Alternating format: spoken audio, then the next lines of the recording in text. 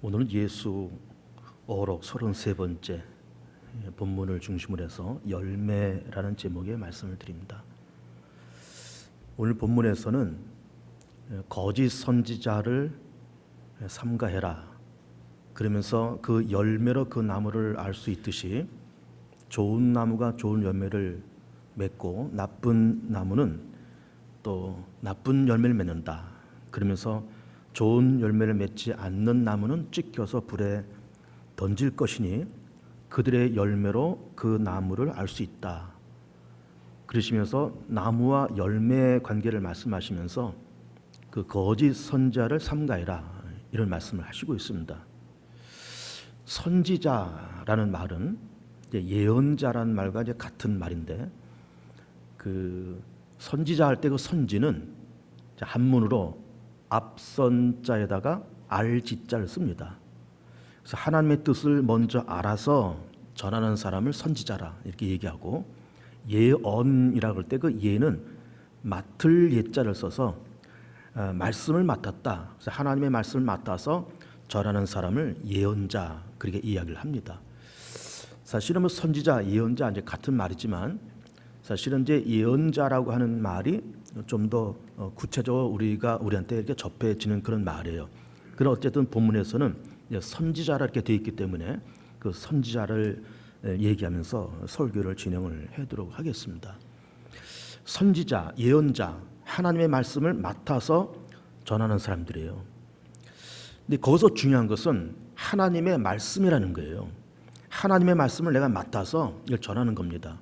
거기는 하나님의 말씀이라고 하는 것은 내 말이 아니라는 거예요. 내 생각, 내 뜻, 내 감정이 아니라 하나님의 생각, 하나님의 계획, 하나님의 감정을 내가 그대로 더하지도 말고 빼지도 말고 그대로 전달하는 것을 예언자 혹은 선지자 그렇게 이야기를 하는 겁니다. 목사도 어떤 면에서 보면은 예언자라고 볼 수 있습니다. 왜 그런가 하면은 하나님께로부터 주신 그 말씀을 받아서 전하는 사람이기 때문에 목사도 하나의 예언자 속에 들어간다 이렇게 볼 수가 있어요. 그러면 우리는 말씀이라 그럴 때 말씀에는 세 종류의 말씀이 있습니다. 첫째는 기록된 말씀이 있고 성경 말씀이잖아요. 구약 성경, 신약 성경 기록된 말씀을 우리는 로고스라 그렇게 이야기하고, 그리고 정기적으로 교육을 받아서 안수받아서 말씀을 선포하는 주의 종을 통해서 선포되는 말씀, 이것도 말씀인 겁니다. 지금 제가 하는 이것도 말씀인 거예요. 그래, 기록된 말씀, 선포되는 말씀. 그 다음에 세 번째는 느껴지는 말씀이 있죠. 성령의 감동을 통해서 느껴지는 겁니다. 느껴지는 말씀은 나름대로 다 각자가 다 다를 수가 있습니다. 그러니까 말씀은 기록된 말씀, 선포되는 말씀, 그리고 느껴지는 말씀.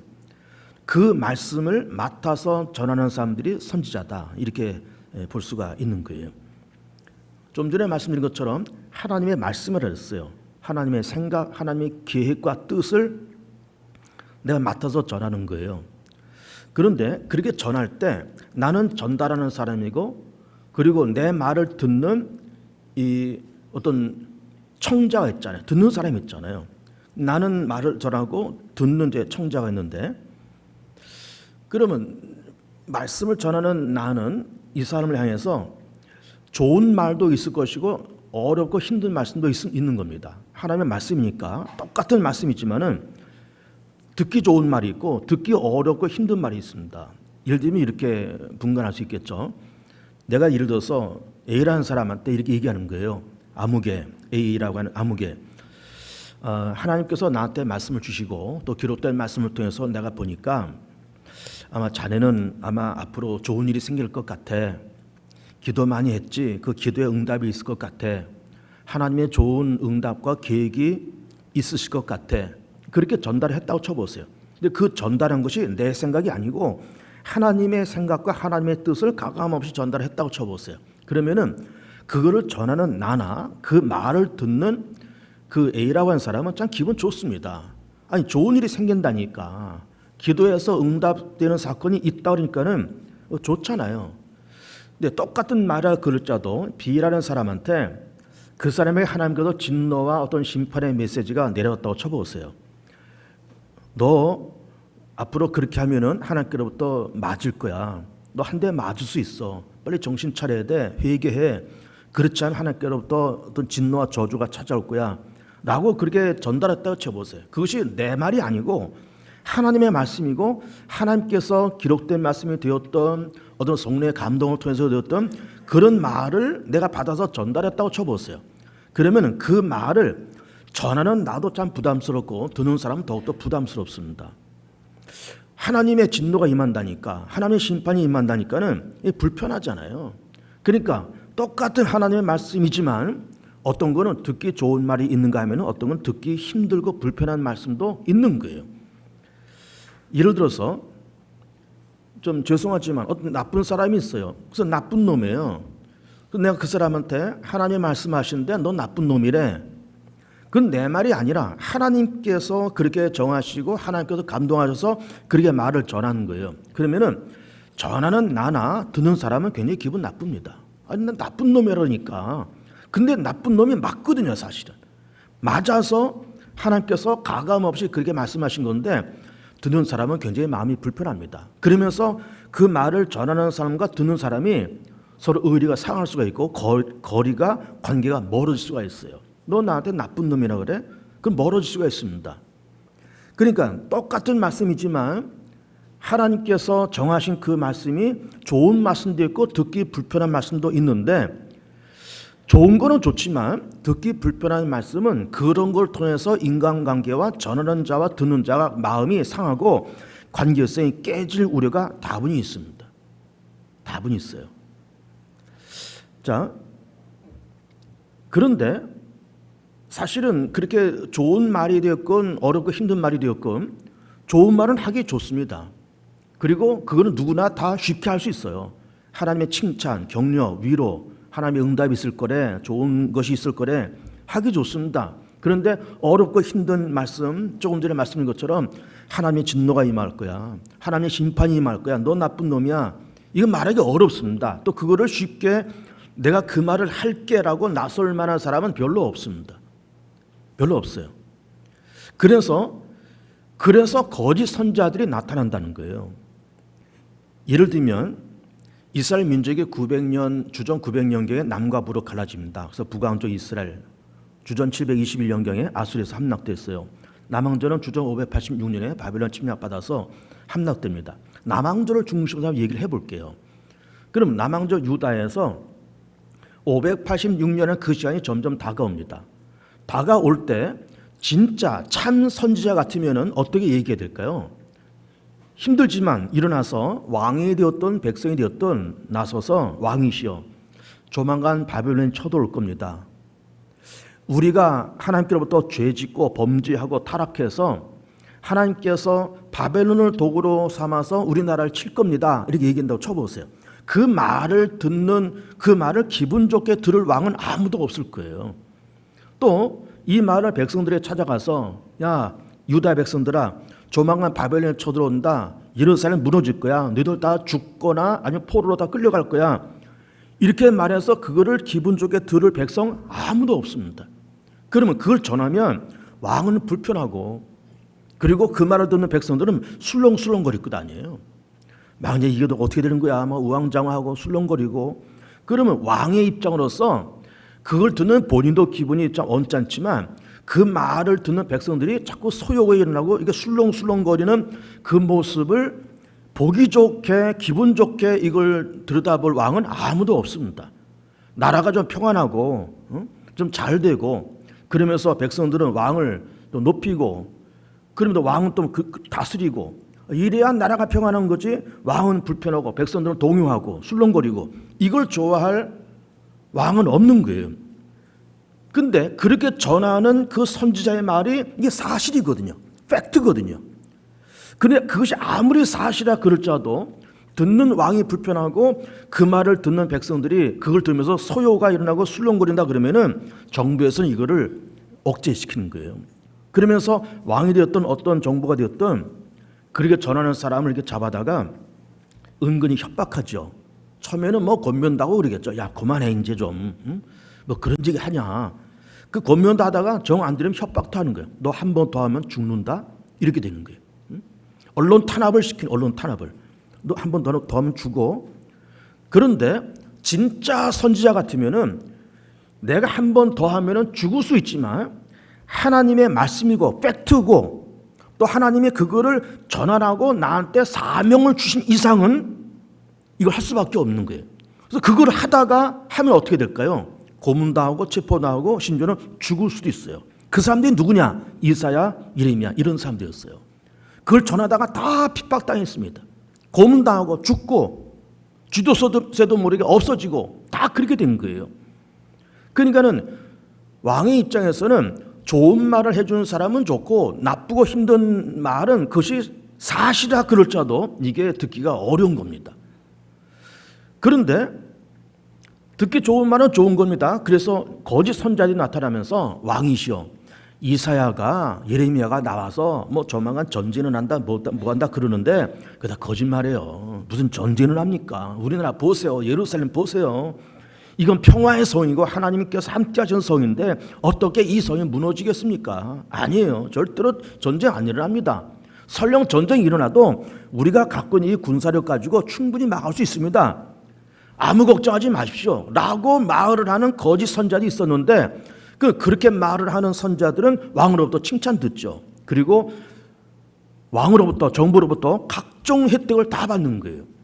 바른 말을 하는 사람은 핍박당하고 아부하고 좋은 말만 하고 귀에 솔깃한 말만 하는 사람들은 다 모든 기득권을 다 잡는 거예요. 그러니까는 목숨이 아까운 사람들은 그렇게 바른 말을 못하는 겁니다. 못하고 안 하는 거예요. 그러면서 왕한테 살랑거리면서 좋은 말만 하고 백성들한테 좋은 말만 하고 백성들아 괜찮아 바벨론 쳐들어온다고 뭐 이사야가 그러고 예레미야가 그러고 다 그러는데 저 사람 다 가짜야. 저 사람 다 말은 다 고지 듣지 말어. 괜찮아. 전쟁 안 일어나. 아무 일 없어. 그런 말을 했던 거예요.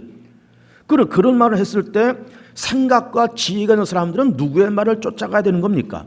팩트를 알고 팩트를 말을 하는 그런 사람들 말을 듣고 경각심을 갖고 회개하고 군사력을 준비하고 그래야 될 텐데 지혜가 없는 사람들은 좋은 말은 듣기 좋으니까 그냥 그렇게 거짓 선자들 말에 다 그냥 홀랑홀랑 다 넘어간 거예요. 왕도 넘어가고 백성도 넘어가고 그러면서 거짓 선자들은 그런 걸 미끼로 던지면서 왕한테 미끼로 던지고 백성들한테 미끼를 던지면서 인기를 얻는 거예요. 좋은 말 하면 인기가 있잖아요. 백성들 괜찮아. 전쟁 안 일어나. 그럼 백성들의 칭찬을 받는 겁니다. 야, 저 사람 괜찮아. 좋다. 왕도 이렇게 인정하면서 뭐 한 자리 주고 뭐 선물도 주고 다 받는 겁니다. 그러니까는 거짓 선지자들이 그 사실을 몰라서도 말 못했겠지만 알면서도 말을 안 하는 거예요. 왜? 그렇게 말은 자기 죽고 불이익당하고 뭐 좋은 게 좋은 건데 뭐 왕 귀에 속였던 그런 얘기하고 백성들 그냥 듣기 좋은 말만 그냥 하면서 돌아다니는 그런 거짓 선자들이 있었는데 그런 자들을 조심해라. 그런 자들을 멀리해라. 열매로 그 나무를 알 수 있다. 좋은 열매를 맺지 않는 나무는 찍어서 불에 던져지면서 그 열매로 그 나무를 알 수 있다. 이런 말씀을 하시고 있는 겁니다.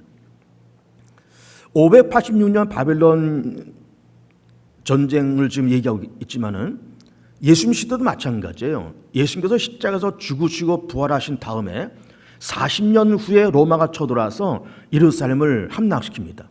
그러면서 그때로부터 그게 주 70년입니다. 주 70년에 그 전쟁을 만나고 예루살렘 무너지면서 유대인들은 예루살렘을 떠나서 이스라엘 떠나서 세계 전 지역으로 흩어져서 살면서 나라 없이 그렇게 살다가 거의 2000년 만에 1948년에 이스라엘 나라가 독립을 해요. 그러니까 주 70년부터 1948년이니까 그래서 잃어버린 2000년이라는 말을 그래서 하는 겁니다. 거의 2000년이에요. 2000년 동안 나라 없이 주권 없이 이리 쫓겨다니고 저리 쫓겨다니면서 그렇게 했는데 그 사건이 주후 70년에 일어났던 사건이고 그거를 예수께서 내다보시면서 예루살렘아 예루살렘 하면서 통곡하셨잖아요. 왜? 당신은 십자가 죽으시고 부활하시고 그렇게 가시겠지만 조만간 40년 후에 로마가 쳐들어와서 예루살렘 무너지고 많은 사람들이 죽고 포로로 끌려가고 그런 광경을 40년 후에 그런 광경이 일어날 것을 내다보시면서 예루살렘아 예루살렘아 하면서 통곡을 하셨던 거예요. 이걸 예수님께서 그렇게 말씀하셨고 예수님의 제자도 그렇게 선포하고 이걸 예언했는데 그 당시에도 역시 예수님 당시도 역시 거짓 선자들이 있었다는 거죠. 로마가 쳐들어와요? 그거 아닙니다. 예수님께서 그렇게 말씀하시고 예루살렘에서 통곡하셨지만 그래서 그렇게 하신 거 아니에요. 그러면서 거짓말을 퍼뜨리고 예수님의 제자들이 조만간 예루살렘이 무너질 거다, 로마가 쳐들어올 거다 그렇게 말을 했지만 거짓 선자들은 이걸 다 다 번복시켜버린 거예요. 아니다. 들어오긴 뭘 들어오냐. 전쟁 안 일어나. 평안해. 여기가 어떤 성읍인데 하나님께서 함께 하실 성읍이고 예루살렘의 이름이 뭔데 평화의 성인데 무너지지 않아 라고 그렇게 안심을 시키면서 그 백성들의 인기를 얻었겠죠. 얻었지만 웬걸 예수님 십자가 죽으시고 부활하신 이후에 40년 후에 주 70년에 정말 로마가 쳐들어와서 돌 위에 돌 하나 남지 않고 다 무너졌어요. 그리고 2000년 동안 나라 없이 유리방황하는 그 시작이 주 70년의 시작이 된 거예요. 그래서 예수님께서 바벨론 침략 때도 마찬가지고 예수님 당시도 마찬가지고 거짓 선자들이 있는데 그들의 말을 조심해라, 그들을 삼가해라라는 말씀을 하시고 있는 겁니다. 그런데 우리 거짓 선자라는 말을 이렇게 하면서 지금도 거짓 선자들이 있습니다. 대표적으로 거짓 선자들은 누굴까요? 이단자들이에요. 이단자들입니다. 겉으로는 교회 같기도 하고 겉으로는 기독교 같기도 하지만 기독교를 가장한, 교회를 가장한 종교 사기꾼들이 있습니다. 이게 다 이단들이에요. 사이비 종교들, 신천지, 하나님의 교회, 전도관, 통일교, 종교를 빙자한, 기독교를 가장한 정말로 양의 탈을 쓴 이리같이 그러면서 기독교를 가장하고 교회를 가장한 종교 사기꾼들이 이단자들입니다.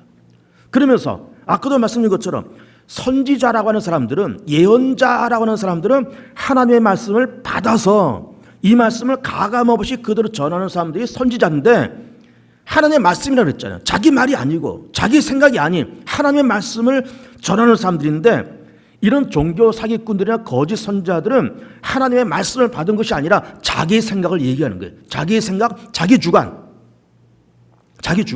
자기 감정, 자기 이권을 위해서 그러면서 그걸 말하면서 종교 사기를 치고 자기 사업을 하는 사람들이 이단자들입니다. 그런데 우리가 지금 이단도 얘기하고 그리고 거짓 선지자 이렇게 얘기하면서 예수님께서 지금 마태복음 7장 15절에서 20절까지 하고는 이 말씀이 종교적인 면만 말씀하신 것이 아니라는 것을 우리는 먼저 알아야 됩니다. 종교적인 것만 말하는 것이 아니에요. 이단자가 어떻다, 그 당시 예수님 당시 바벨론 전쟁 당시에 거짓 선자들이 있었다. 종교적인 면에서만 거짓 선자가 있는 것이 아니라 일반 사회 안에서도 거짓 선자가 있습니다. 일반 사회 안에서도 거짓 선지자와 참 선지자가 있어요. 그걸 제가 얘기를 해볼게요. 예를 들어 이런 겁니다. 한 나라의 대통령이 있다고 칩시다. 왕이 되었던, 총리가 되었던, 대통령이 되었던 그 나라의 최고 수반이 있어요. 그러면 이 대통령이 자기 임기 동안에 정말 사심을 내려놓고 정말 국가를 평안하게, 국민들을 안전하게, 그리고 산업을 부흥시키고, 그리고 외국과의 외교도 잘 이렇게 꾸려나가면서 정말 자기 임기 동안에 그 임기가 5년이 됐든 10년이 됐든 그 임기 동안에 나라를 잘 만들어 갔다고 쳐보세요. 정치, 경제, 문화, 사회, 국방 모든 면에 참 튼실하게 잘 만들어 놓고 청년 실업 문제도 어느 정도 해결해 놓고 경기 회복도 어느 정도 해놓고 그러면서 임기를 마쳤다. 그러면서 사리 사욕도 그 욕심도 없이 그렇게 마쳤다. 그 사람은 참 선지자고 참된 대통령이에요. 그런데 대통령이 자기 임기 동안에 내가 대통령 되려고 하면 선거운동 하면서 10년 동안 내가 선거 주면서 돈 많이 썼어. 내가 이 5년 동안에 대통령 있으면서 내가 그동안 쓴 거 다 이거 보상해야지. 보상할 뿐만 아니라 대통령 끝나고 나서 나 먹고 살기 위해서 다른 것도 챙겨야지. 그러면서 자기 임기 동안에 별걸 다 챙기고 그러면서 그걸 다 하면서 사심과 사욕에 눈이 멀고 국민들은 어떻게 살든 그런 게 신경 안 쓰고 경기도 침체되고 산업도 침체되고 국방력도 약하고 그런데 거기에 신경 안 쓰고 자기 사욕에 취해서 그러면서 그 높은 그 권세를 갖고 있면서 권세를 휘두르는 일만 했다 그러면은 그 사람들 역시 거짓 선지자예요. 근데 이 거짓 선지자라는 것이 종교적인 면에만 말을 하는 것이 아니에요. 다 똑같이 통용되는 그런 말인 겁니다. 어느 대기업의 사장이 있다고 치세요. 한번 쳐보세요. 그러면은 이 대기업 사장이 그 대기업에는 하청업체가 있을 것 아닙니까? 1차 하청업체, 2차 하청업체가 있어요. 그러면은 이 대기업을 운영하는 이 사장이 이 회사를 잘 이렇게 운영해 나가고 조업원들 복지 이런 거 잘 좀 신경 쓰고 그리고 좀 고용을 창출하기 위해서 재투자를 해가면서 여러 가지 투자를 해가면서 일자리를 창출해 나가고 그리고 하청업체 1차 하청, 2차 하청업체에 있는데 우리는 이익이 많이 나고 하청업체는 이익이 적고 그러지 말고 우리도 좀 우리한테 들어온 이익을 좀 하청업체에도 좀 같이 가질 수 있도록 모든 시스템을 한번 이렇게 다시 조정을 해나가고 그러면서 하청업체는 이거 그야말로 밑에 있는 사람들, 의뢰에 있는 사람들 그렇게 생각하지 않고 그냥 내 동반자, 협력자, 같이 가는 사람들 그래서 동반자 의식을 가지면서 하청업체도 같이 먹고 살 수 있게끔 길 열어주고 그러면서 그 기업을 잘 이끌어 갔다 그러면 그 사람도 참된 선지자인 거예요. 근데 그런 기업을 운영하는 사람도 거짓 선지자가 있는 겁니다. 어떤 사람이 거짓 선지자가 될까요?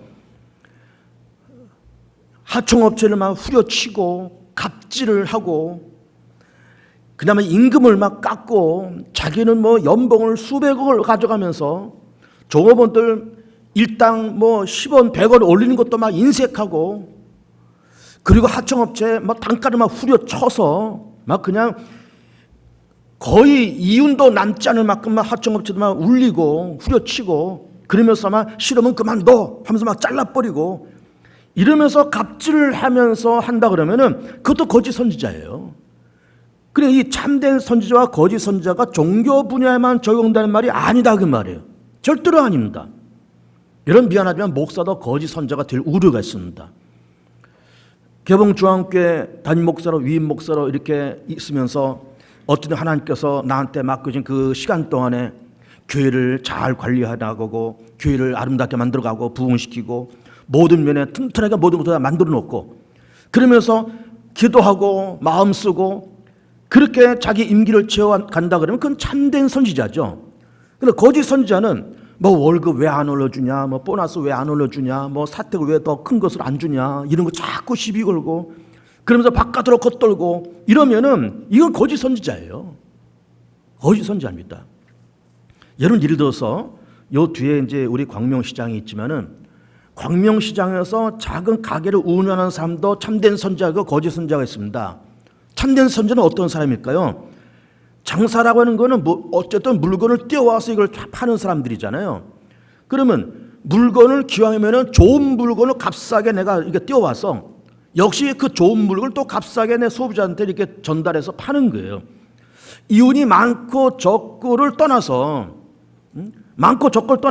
어쨌든 내가 소비자에게 우리 가게를 찾아오는 손님들에게 좋은 물건을 좋은 가격에 팔자라고 하는 그런 어떤 상업 마인드, 장사 철학이 있어가지고 어쨌든 좋은 물건이 어디 있을까, 저렴하면서 좋은 물건이 어디 있을까 이걸 찾아서 뛰어오고 새벽 시장이 되었던 야밤 시장이 되었던 쫓아가서 이거를 뛰어오고 찾아오는 소비자들에게 값싸게 질 좋은 물건을 팔면서 그렇게 하는 그런 장사하는 사람이 있다 그러면 그건 참 선지자예요.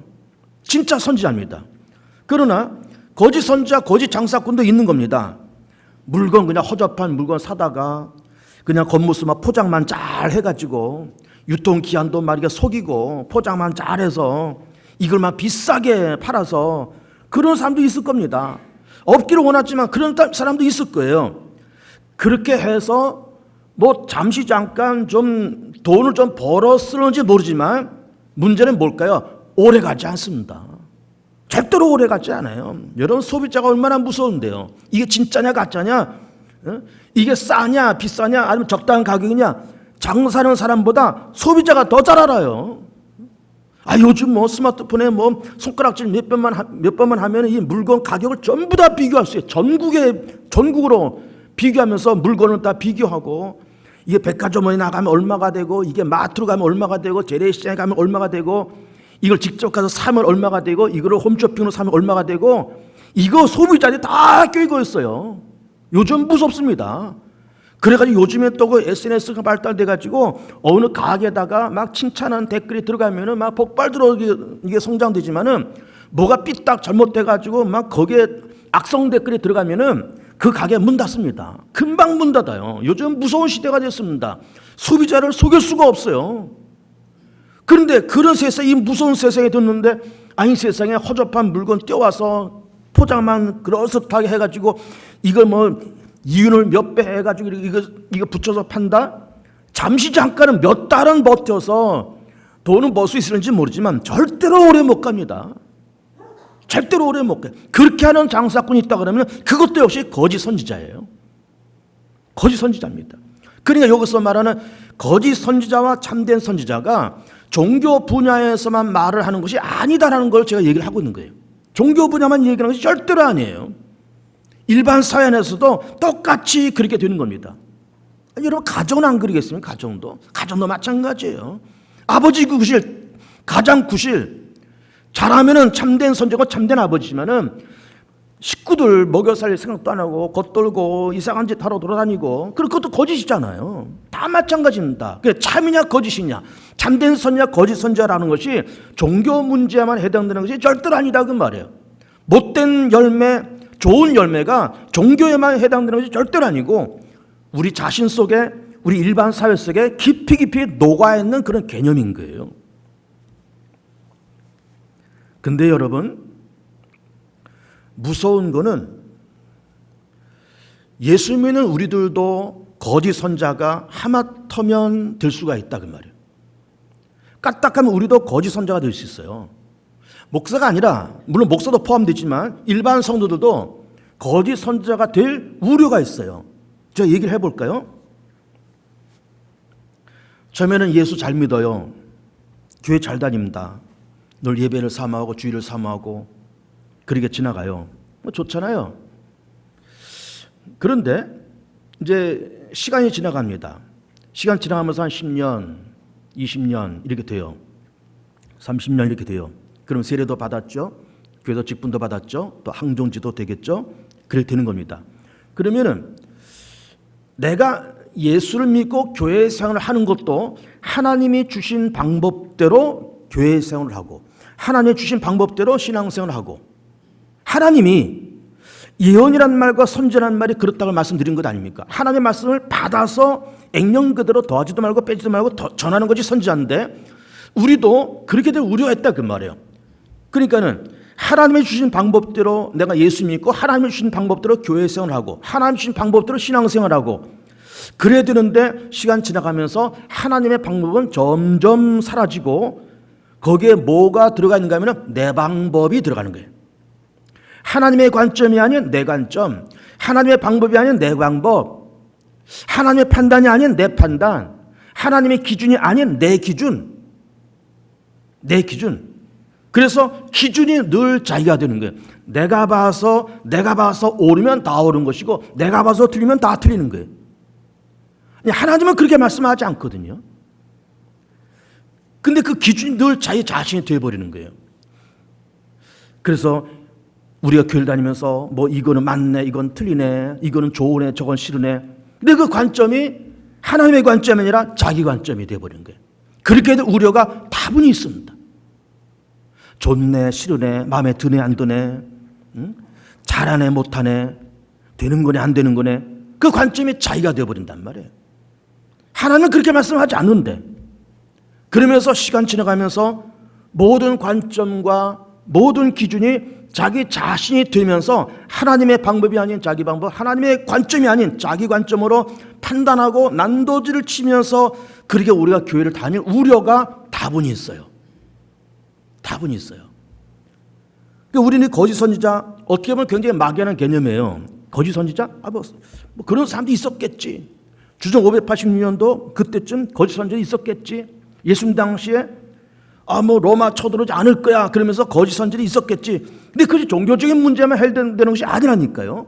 일반 사회 안에 심지어 우리 스스로가 그렇게 될 우려가, 그렇게 될 염려가 다분히 있어요.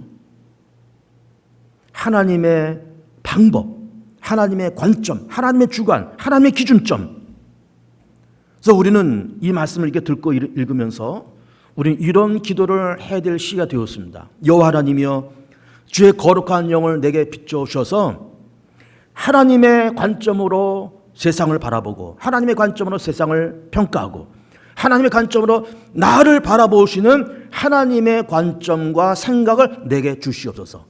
더 나아가서 하나님, 나를 향한 하나님의 계획과 뜻이 무엇입니까? 개봉중앙교회를 향한 하나님의 뜻과 계획이 무엇입니까? 이 사회, 이 나라, 조국, 대한민국을 향한 하나님의 생각과 하나님의 관점과 하나님의 생각은 무엇입니까? 그리 기도하면서 성령의 감동을 통해서 느껴지는 것, 이게 레마고, 그 레마 앞에서도 무릎을 꿇어야 돼요. 기록된 말씀 앞에서 무릎 꿇어야 되고, 선포되는 말씀 앞에서 무릎을 꿇어야 되고, 느껴지는 말씀 앞에서도 우리는 무릎을 꿇어야 되는 겁니다. 그렇게 기도했더니 나를 향한 하나님의 생각이 무엇입니까? 우리 교회를 향한 하나님의 계획이 무엇입니까? 나라 민족, 우리 조국 대한민국을 향한 하나님의 생각과 계획과 감정과 그 계획이 무엇입니까? 라고 물으면서 느껴지는 그 깨달음 속에 무릎을 꿇을 수 있는 이 믿음, 이게 진짜 믿음인 거예요. 다 자기가 평가하고 이거는 맞고 저건 틀리고 이거는 옳고 저거는 그르고 자기 판단, 자기 기준, 그렇게 사는 것이 아니라 하나님이여, 무엇이 주의 뜻입니까? 무엇이 주님의 생각입니까? 무엇이 주님의 판단입니까? 하면서 그렇게 기도하면서 느껴지고 감동되는 그 생각, 그 깨달음, 그 레마, 그 앞에 무릎을 꿇을 때 우리 스스로도 거짓 선자가 아닌 참된 선자가 될 수 있더라 라고 하는 것입니다. 하나님의 거룩한 역사와 감동 속에 하나님의 생각과 하나님의 판단 속에 살아가는 복이 된 성도들 되시기를 축복합니다. 우리 이